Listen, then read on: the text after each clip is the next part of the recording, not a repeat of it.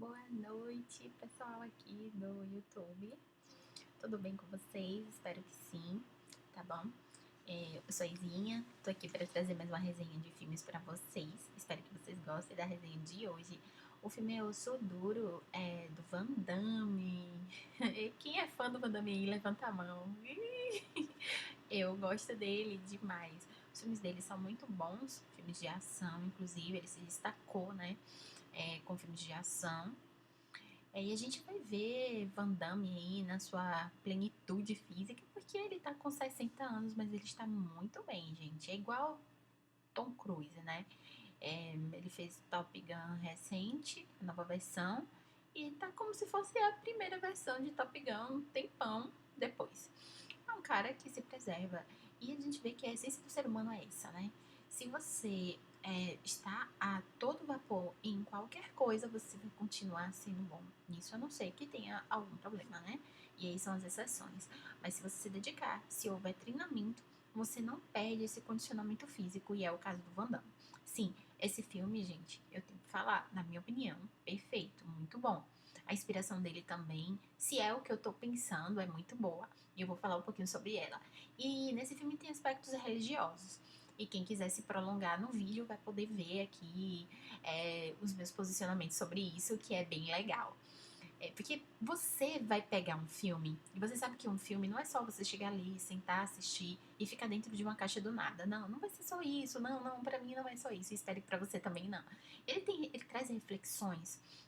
O autor fez pesquisas para escrever esse filme, para fazer esse filme.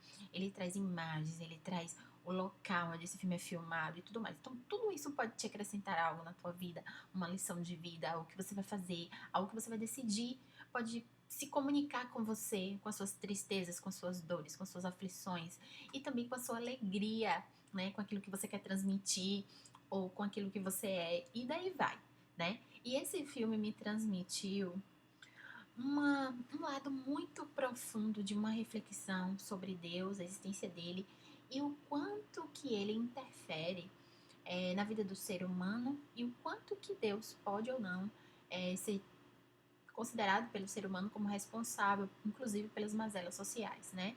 Então traz essa reflexão. é, o ambiente retratado são as Filipinas, né? Que a questão tá mais ligada ali aos sudestes da Ásia, né? Acho que é o sudeste da Ásia. Eu até cheguei a anotar. É, isso mesmo. E tem um bairro nessas ilhas Filipinas que eu acredito que seja esse que foi assim mostrado no filme, mas ele parece muito com a cidade chinesa chamada Chinatown. Tem um asiático no filme, esse asiático do filme, deu um apagão agora aqui do nome dele, mas ele é muito importante no filme em relação aos diálogos que tem nesse filme. E ele é chamado para investigar o que está acontecendo no filme. Até agora eu não dei nenhum spoiler do filme, você fica voando. E esse filme é bonzinha, gente, é bom, já falei, né? Eu vou só repetir que é muito bom. E quem é fã do Van Damme já vai gostar de cara do filme, né? Pancadaria, tiro, tan. Quem gosta de ação e vai assistir esse filme, Osso Duro de Roer, porque tá procurando ação, vai ficar um pouquinho chateado quando tem momentos que é drama, né? Ele tá mesclado ali, ação e drama, um draminha pesadinho, né? Não é um draminha leve, é um drama pesado, envolvendo uma pessoa que foi traída, o ressentimento dela, envolvendo uma prostituta que está buscando redenção, sair desse caminho da prostituição, envolvendo os próprios pensamentos do Dickel sobre de quem que é a culpa de todos os crimes que ele comete e de todos os criminosos que existem também, porque ele trabalha, acho que numa questão de operações especiais, resolvendo questões de sequestro, e ele tem que matar muita gente para resolver o que esses criminosos estão fazendo. Então, ele é uma pessoa que para muitos é uma pessoa necessária, mas para uma pessoa que for depende muito do ponto de vista, né? Uma pessoa exageradamente religiosa, ela pode ver uma pessoa como Dinko, que é um assassino, né? Literalmente, apesar de estar trabalhando para forças especiais que trabalham com sequestradores, ele pode ver desse ponto. Então, tem esses aspectos no filme, né? Que quem está assistindo, o telespectador, com certeza, vai julgar. vai depender de quem é o telespectador, de quem é essa pessoa que assiste, como que ela vai ver isso, como que ela vai conceituar, né? E, gente, aqui eu quero trazer para vocês também, né, a inspiração do filme, que eu não falei ainda, no que eu acho que o autor, ele se inspirou, questões éticas, morais, aí do filme e aspectos religiosos, e também uma análise ali curta do direito, porque tem um fundo jurídico que a gente pode analisar aqui no Brasil, né, porque eu também não vou poder falar das jurisprudências dos Estados Unidos ou como isso está lá nos Estados Unidos, mas eu posso falar aqui no Brasil. Então, o filme, resumindo, agora o resuminho, né, do filme, vamos lá, spoiler do filme. O Deco, que é o personagem principal, interpretado por Van Damme, ele está partindo para as Filipinas para fazer uma adoção de órgãos para sua sobrinha, que é a filha do seu irmão George. Só que o que é que acontece? O George, ele foi traído pela esposa dele. Com quem? Nada mais que com o Deacon, que é o Van Damme. Então, o George tem um ressentimento danado dele por causa disso. Só que ele perdoou ela porque ele amava muito ela, segundo o filme. Eles tinham um sonho de ter uma filha, mas o George é estéril. Então, quando ela estava grávida, o Deacon, que é o Van Damme, tava nem aí, né? Porque ele trabalhava nessas operações especiais e lidava com sequestros e matava pessoas. Então, ele não era um cara que ele queria formar família, que ele queria estar com alguém, que ele queria constituir um ânimo definitivo, né? Com essa pessoa. Então, aquele projeto Casinha Feliz não era coisa que o Deacon tinha na cabeça, entendeu? Ele era um bad boy, como se chama por aí, né? Ele era o bad boy, né? Então ele queria viver a vida dele. Então ele não estava nesse projeto, mas né, a dama aí do filme que permeia entre esses dois irmãos rivais, ela queria esse projeto Família Feliz, então era melhor ele estar com o George. Então é assim que o Deacon, na narrativa dele, justifica. Ele era o cara bonzinho e eu o cara mal. Foi bom para ela estar com ele e eu deixei isso acontecer, porque eu queria a felicidade dela. E é assim que uma pessoa se livra de uma responsabilidade, né? E vive a vida loucamente. Porque o Deacon, ele demonstra esse cara que não tá nem aí pra nada. Como que ele conheceu essa moça. E aí, como que ele chega nessa situação que é o eixo do filme? Onde ele perde os órgãos dele pro tráfico de órgãos. E eu tava vendo, né, aqui numa pesquisa, que o tráfico de órgãos, ele é o terceiro crime mais lucrativo no mundo. E então, o Deacon foi vítima ali. Esse pessoal foi contratado por alguém que queria aquele órgão. De alguma forma, eles conseguiram hackear a lista, né, dos rins. E eles descobriram que o Deacon era doador e esse tipo sanguíneo era o mesmo da filha de um senhor que precisava desse órgão. E do filho, né, de um senhor que precisava desse órgão. E aí ele contrata uma equipe de criminosos para tirar esse rim do Deacon, que é o Van Damme, o personagem principal.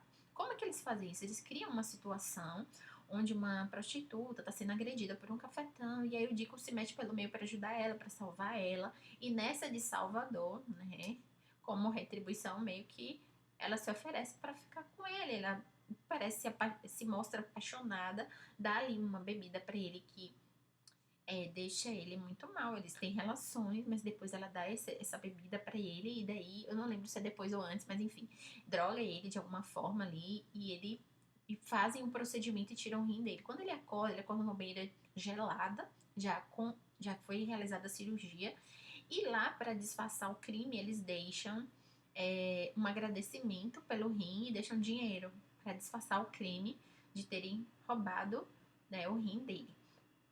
E daí o Deacon, ele entra em contato com um investigador, que é um asiático, que eu acredito que seja um chinês, né? E eu acredito que eles estão em uma cidade que é muito próxima de um ponto histórico. A cidade é Binondo, acredito que estão nesse bairro, nessa cidade não, nesse bairro Binondo, que é um bairro chinês que fica. Cadê? Eu anotei aqui.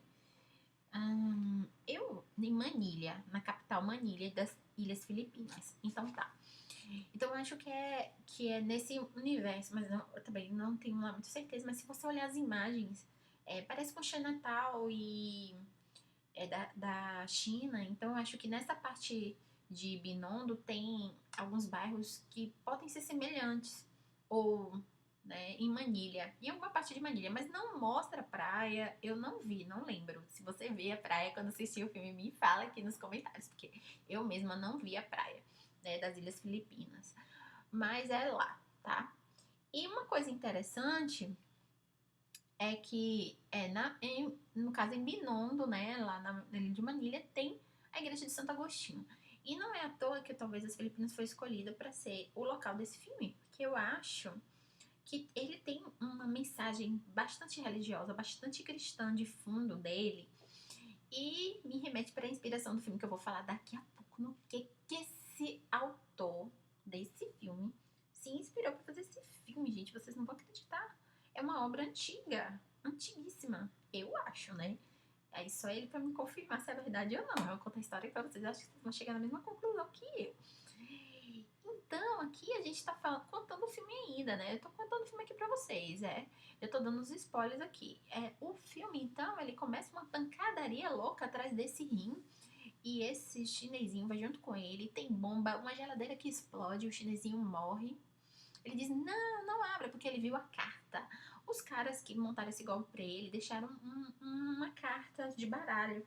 E aí ele vê dentro da casa do irmão George essa mesma carta e ele saca que os criminosos observaram eles e deviam deixar alguma coisa ali. Deixaram uma bomba na geladeira e quem abre é o asiático. E ele morre, é o investigador deles, né? Morre ali, mas já tinha meio que bolado toda uma estratégia, um plano para poder recuperar o órgão. E eles já tinham tido acesso através de um hacker da lista. E eles já estavam sabendo quem que estava com esse rim, quem era a pessoa que estava com esse rim. E aí eles foram atrás, né, dessa pessoa e nesse percurso mataram um monte de gente. E aí o George, o irmão dele, começa a se questionar, nossa, a gente matou tanta gente, isso tá errado, Deus me perdoe. E começa a ficar pensando sobre isso e começa a ter crises existenciais. E ele fala assim, não vou continuar com isso não, é melhor te deixar isso pra lá, Isabela, a nossa filha vai morrer, mas é isso mesmo e tal. E aí o Lincoln levanta e começa a confrontar ele. Até onde você vai pela Isabela, né? Porque eu vou até o fim. Eu vou matar quem tiver que matar para pegar meu rim de volta e salvar a vida da minha filha. E você vai até onde para salvar a vida dela? Esse foi o questionamento, né?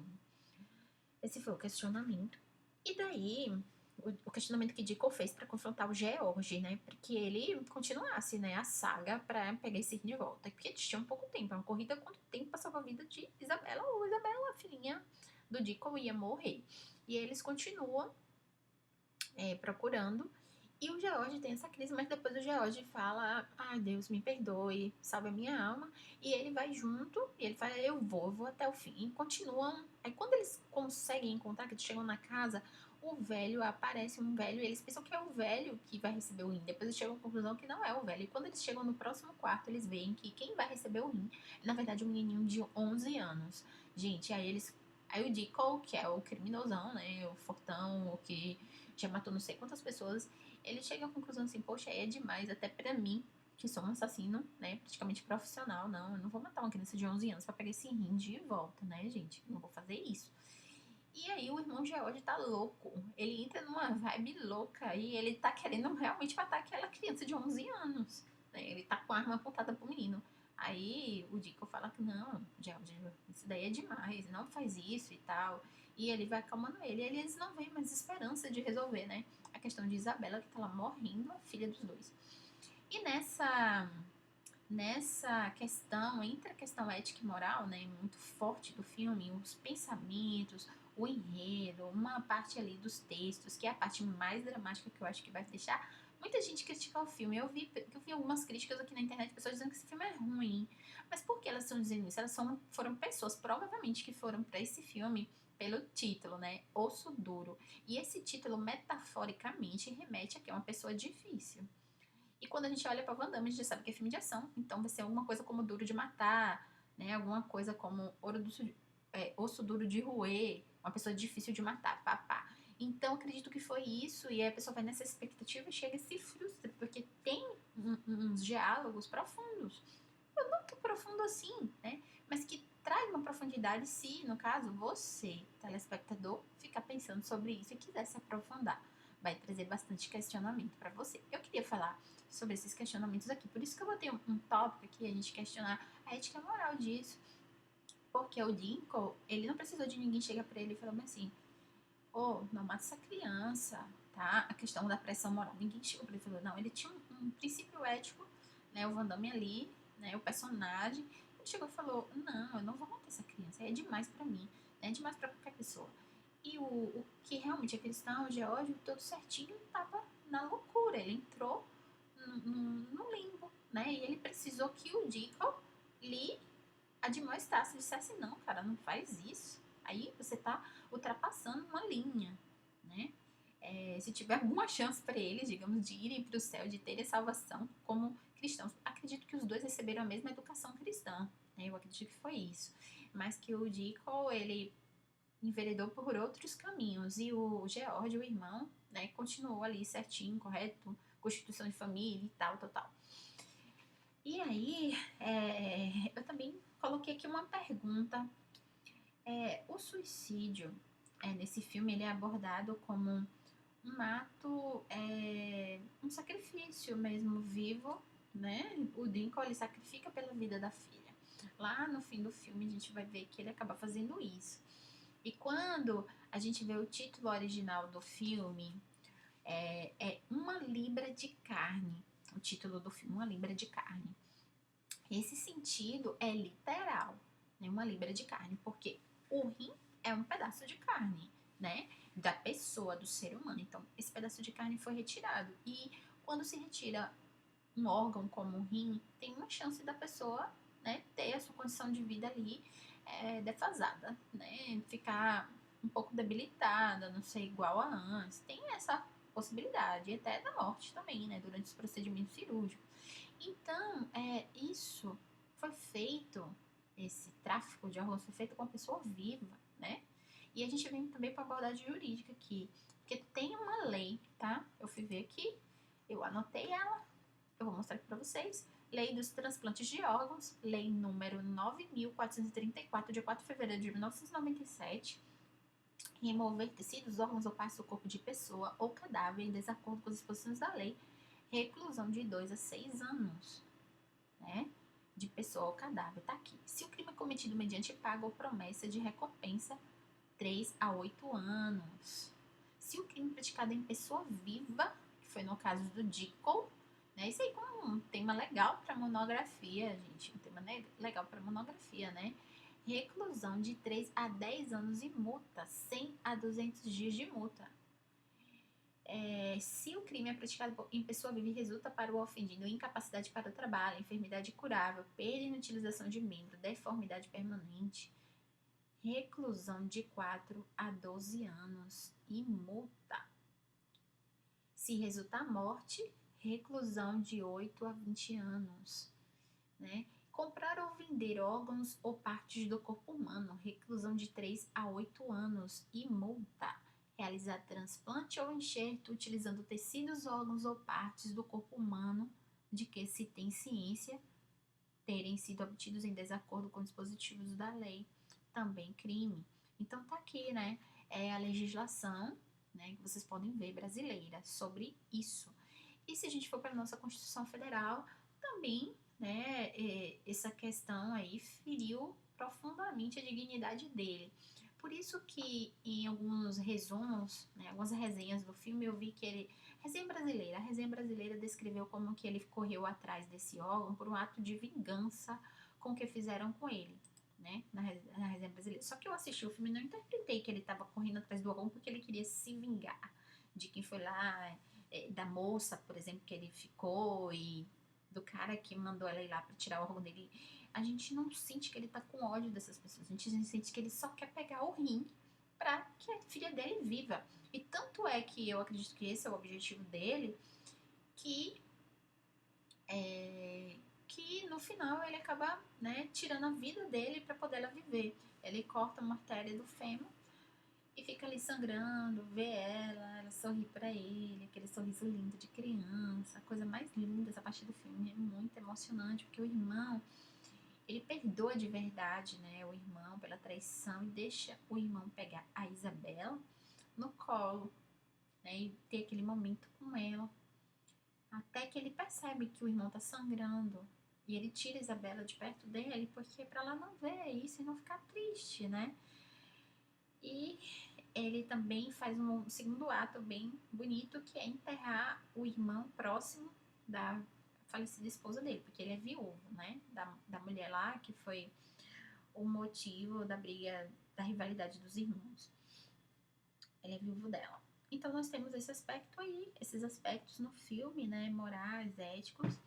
E essa pergunta que deu a entender que com esse ato, né, de se sacrificar pela filha, ele acreditou talvez estar fazendo o único ato que ele poderia fazer de amor na vida dele, já que ele não poderia criar ela, já que ele não poderia dar amor para ela durante a vida dela, e ele a perderia, e mesmo se ele estivesse vivo, ele não pretendia fazer isso, porque ele pretendia viver a vida dele bandida, e ele percebeu que a vida dela, de uma criança, as perspectivas dela de futuro, talvez para ele fossem mais valorosas do que a própria vida dele, né? E ali ele decidiu demonstrar que ele iria até o fim pelo amor e, né? O pai afetivo, que é o irmão dele, não poderia fazer isso, já que ele não era doador. O único doador era o Dico mesmo, que era o pai legítimo dela. Pai de sangue, na verdade. Não legítimo, a palavra legítimo aqui tá errada. Né? Porque tanto o pai afetivo quanto o pai com a questão do pai que é o pai biológico, eles dois são pais de fato, né? Efetivos. Assim já tá reconhecido pelo direito, então, né? É isso. E nós podemos ainda trazer uma questão religiosa aqui. Podemos falar um pouquinho da religião, né? Os religiosos, eles vão entender que um cristão que comete um ato desse vai pro céu ou pro inferno? Suicídio. Vai pro céu ou pro inferno? O suicida vai pro céu ou pro inferno? Ele sendo cristão ou ele sendo incrédulo? Tem alguma diferença? E a minha linha sempre foi batista, então fui pesquisar em sites da igreja batista, como os batistas veem isso, né? Eu encontrei um site aqui, um site bem interessante, com um artigo muito interessante. O artigo tá assim: ao cometer suicídio, o cristão perde a salvação? Fiel Ministério. Ministério Fiel, tá aqui. Foi escrito pelo Miguel Nunes, que é pastor da Igreja Internacional, Batista Internacional Church, tá aqui assim, presidente do Ministério Wisdom, olha, é americano, em Integrity, em São Domingos, República Dominicana. Ele é membro do conselho do Ministério Gospel Collection, tá aqui, né, o cara é o pastor. E aí ele diz aqui que existem 4 posições sobre isso, sobre essa pergunta. Se o suicida vai para o céu ou para o inferno? Né? E aqui tá aqui a primeira posição. Todo aquele que comete suicídio, sobre qualquer circunstância, vai para o inferno. Algumas pessoas pensam assim. O segundo pensamento, eu também acho que os católicos pensam assim, mas não tenho certeza. Se você sabe, me diga aqui nos comentários. Um cristão nunca chega a cometer suicídio, porque Deus impediria, tem essa visão também. E tem a terceira aqui: o cristão pode cometer suicídio, mas perderá sua salvação. E a quarta: um cristão pode cometer suicídio sem que necessariamente perca sua salvação. E ele é de acordo com o quarto pensamento, e ele explica aqui, citando Marcos 3, 25, 32, onde o único pecado imperdoável, né, seria a blasfêmia contra o Espírito Santo, que está lá em Marcos 3, 25 a 32. Então, o suicídio tecnicamente seria perdoado, já que o suicídio está comparado à mesma coisa de assassinato, né? E a gente sabe, né, e ele colocou aqui no artigo dele, que o cristão ele é capaz de tirar a vida de outra pessoa, como fez o rei Davi, né? Sem que isso afetasse a salvação de Davi. Só que aí ele está citando o Velho Testamento, tudo bem, né? Cá com, esse é um exemplo que a intimidade com Deus ele é muito importante.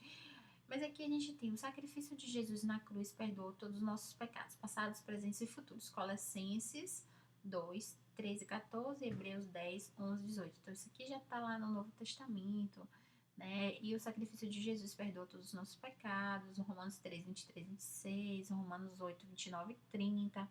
A salvação é o ato de suicídio.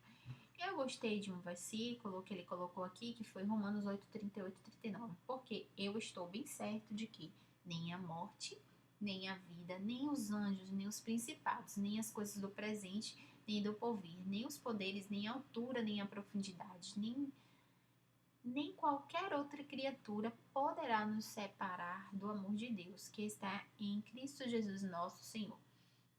Nenhuma outra coisa criada, né? Incluindo o próprio crente. O próprio crente não tem esse poder de separar ele do amor de Deus. O próprio crente não tem esse poder. E em Filipenses 1,6 está assim: aquele que começou a boa obra em vós há de completá-la até o dia de Cristo Jesus.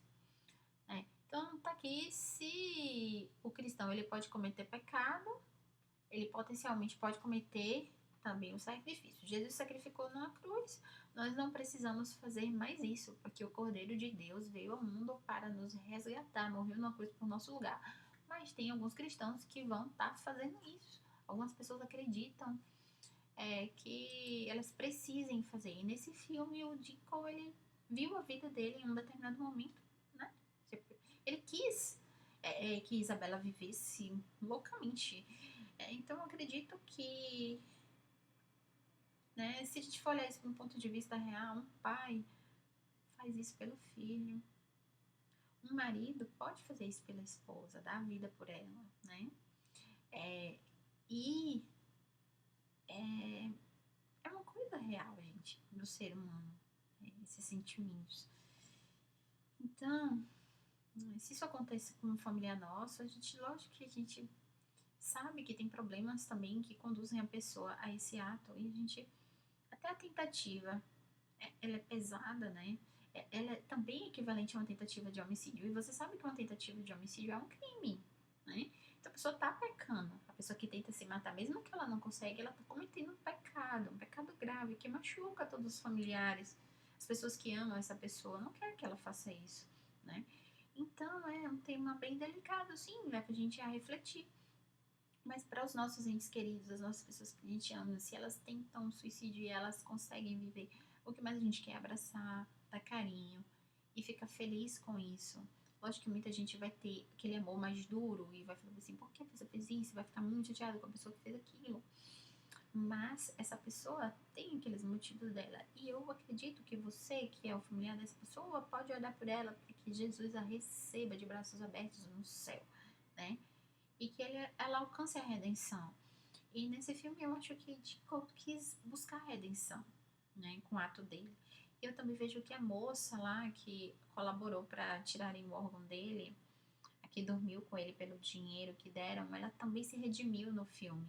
A prostituta se redime no filme como a prostituta que é retratada na Bíblia, que também se arrepende e que também busca Deus, busca. Então ele tem um fundo muito cristão, muito forte esse filme. E eu vou dizer mais, no que é que esse filme foi inspirado? Agora eu vou falar. Eu acredito que esse filme foi inspirado em um livro, em William Shakespeare. William, ele escreveu um livro. Eu anotei aqui, tá aqui no computador, deixa eu ver aqui onde foi que eu coloquei. É o Mercador, cadê? Eu acho que é esse o nome. Nossa, era pra deixar isso fácil. Que é assim, inspirado na obra O Mercador de Veneza de Shakespeare. Mercador de Veneza, sim. Esse filme, essa obra Mercador de Veneza que inspirou é uma obra antiga, né? E em 1956, né, ela meio que se situa nessa época E era uma época que a intolerância cristã ao povo judeu era intensa. Os cristãos, eles não aceitavam os judeus. Então, as pessoas queriam que os judeus se tornassem cristãos, né? E existe nesse filme uma intolerância de Dico ao discurso cristão. Eu tô comparando, mas na verdade, por que eu acho que esse filme foi inspirado nessa obra? Porque essa obra usa a palavra pound of flesh. Pound of flesh, que é uma libra de carne. O tema desse filme, o título desse filme verdadeiro é Pound of Flesh. E essa expressão, ela existia nessa obra, mas não que existisse em outras obras antigas, antes existiu em outras obras, né, que também inspiraram Shakespeare. Mas eu acredito que ele se inspirou nessa obra para fazer, porque essa obra até parece com o filme. Nessa obra, o que acontece? Dois amigos, eles vão pedir dinheiro a outro, e esse outro é um judeu. E o judeu estava muito ressentido, porque esses dois amigos que vão pedir esse dinheiro para ele, um desses é cristão, que era realmente para quem ia o dinheiro, e já tinha meio que havido uma perseguição, umas críticas contra o judaísmo, a crença dele, né, por ele ser judeu. Então ele, com um sentido de vingança, ele empresta dinheiro, mas diz assim, ó, se você não me pagar, eu quero um pedaço da sua carne. Pound of flesh, quero um pedaço da sua carne, né? E bota lá num contrato. E aí acontece um problema e ele lá retratado, acho que o navio afunda e ele perde tudo. E o cara exige o pedaço da carne dele. Isso é levado para a corte julgar.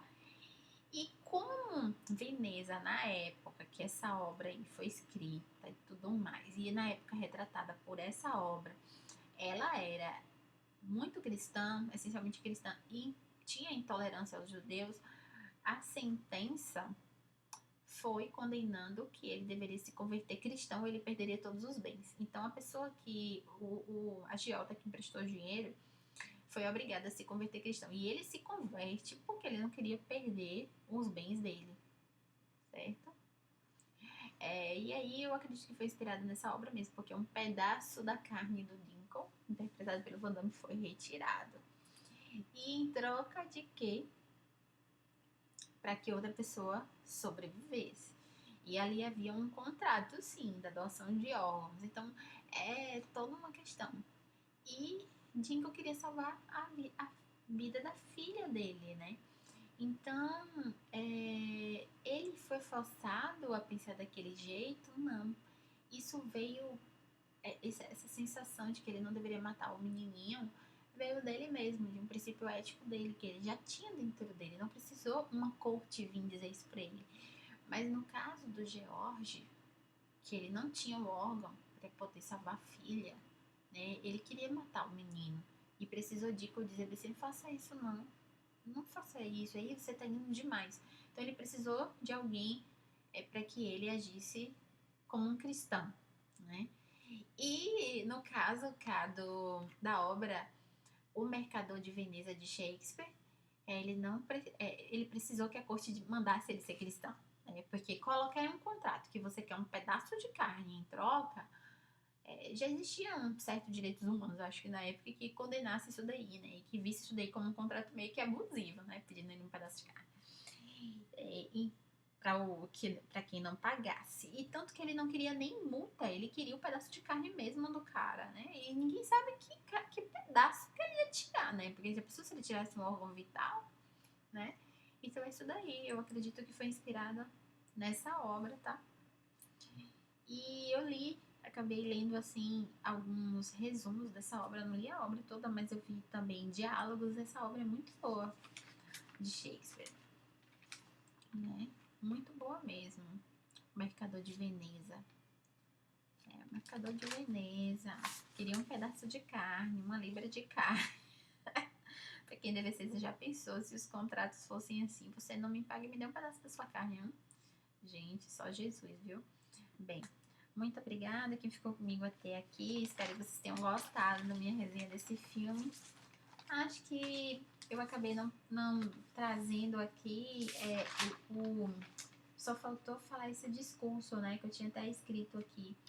que é quando o asiático, ele fala assim, uma garotinha, né, precisa de um transplante para poder salvá-la, isso é tão injusto. E o pai, que é o George, ele fala bem assim, você é um sequestrador e criminoso, fala pro asiático. O que você sabe sobre Deus, né? Porque ele questiona isso, ele fala assim, tanto sofrimento e injustiça no mundo e Deus nos odeia, né? Deus nos odeia, o asiático fala. Aí o George diz, você é um criminoso, né? E depois, em um outro momento do filme, ele pede desculpa por ter dito isso. Porque o George era todo certinho, então ele pede desculpa. Ele quer agir corretamente, né? E aí o Dinkel se mete pelo meio da conversa. George diz assim, não é assim que funciona. Não acho que Deus é o responsável pela doença da minha filha, né? Se é pra culpar alguém, culpa a mim mesmo. Se culpa por isso. E aí Dinkel fala, ou se você é como eu, você culpa Deus e culpa também a si mesmo e culpa pela condição da Isabela. George, você faz o que quiser, sempre foi assim, né? Você só faz o que você quer. Então, no fundo, George gostaria que Dinkel tivesse assumido a viúva, ou a falecida, né? Que deixou ele viúvo, e fosse uma pessoa correta, que não fazia só o que ele queria, mas que fazia o que era certo. Ele queria isso pro irmão, que o irmão também fosse feliz, talvez, né? Seja isso também, não sei. Mas vamos aí, né? Pesquisando esses personagens e se aprofundando neles e chegando essas conclusões. Eu notei em detalhes, mas acho que já tá bom, né? Deu pra entender aqui a questão da preocupação dos personagens. Tanto que George diz assim, se você fosse capaz de manter as calças no lugar, não estaríamos nessa bagunça. Que é quando eles começam a matança, né? Então essa parte dramática do filme que eu anotei aqui foi bem legal. Muito obrigada a vocês que ficaram até aqui comigo. Espero que tenham gostado. Terminei. Consegui concluir isso, gente, mas tava bem bagunçado, porque tinha muita coisa pra falar. Mas obrigada que ficou até aqui, tá? Eu amei. E depois eu vou fazer um vídeo só explicando esses meus favoritos que estão aqui. Não estão todos os meus filmes favoritos, com certeza, aqui, mas eu coloquei uma fotinha dos meus favoritos. E quando a minha princesa colorida chegar, eu vou colocar tudo coloridinho. Beijinho pra todo mundo. Tchau, tchau.